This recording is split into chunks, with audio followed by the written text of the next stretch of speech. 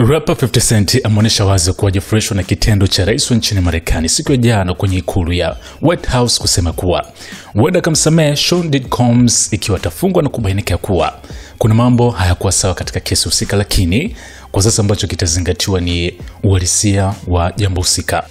50 Cent kupitia kwenye ukurasa wa Instagram ameshare hii video ambayo inamuonyesha sasa Trump akijibu swali la reporter ambaye alimuuliza kama anafikiria kuchukua maamuzi yao, yani ya kumsamehe Diddy, na kusema kwamba atatazamia kile ambacho kimechukua nafasi ama kimetokea, lakini ikibainika kuwa ametendewa ndivyo sivyo, basi huenda akamsamehe. Lakini kwa sasa ambacho wanakiangalia ni uhalisia wa jambo husika, na kwamba wamekuwa na ukaribu miaka ya zamani, walikuwa ni marafiki wakubwa sana, na Diddy alikuwa akionyesha kumpenda ama kumjali rais wa sasa nchini Marekani, yani Trump, na kuweka wazi kuwa wana muda mrefu sana hawajana ukaribu ama kuonana, lakini anamtambua ama wanafahamiana kwa ukaribu sana.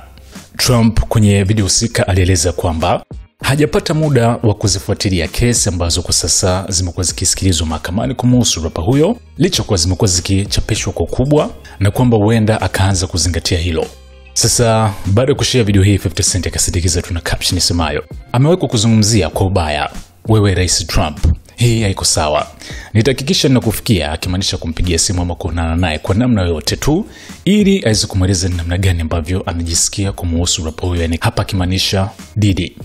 Unafahamu ni muda mrefu sana Diddy na 50 Cent hawajawa sawa, yani wana beef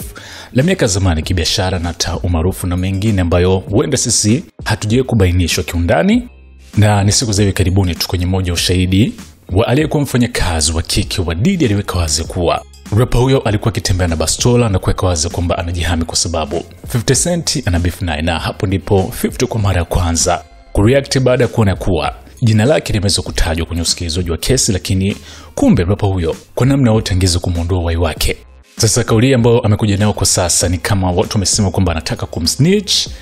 Diddy kwa namna yote, rais huyu asiweze kumsamehe makosa yake kitokea amefungwa, na unafahamu makosa ama kesi ambazo zinamwandama akibainika na hatia huenda kafungwa kifungo cha maisha jela. So 50 Cent hapa ametuonesha wazi kwamba atapambana juu chini kuhakikisha tu msema huo autolewi na Diddy anabaki jela ikitokea amefungwa. So reactions za mashabiki wameweza kushangazwa na hili, wengine wakicheka kutokana kwamba kuna baadhi ya mashabiki wao wanachukulia ni kama utani, yani 50 Cent amekuwa akiufanya, lakini kwa namna yote kwa wafuatiliaji wa ndani wanafahamu kabisa kwamba yupo serious na swala hili. Hii hapa ni SNS Mini Gen Man.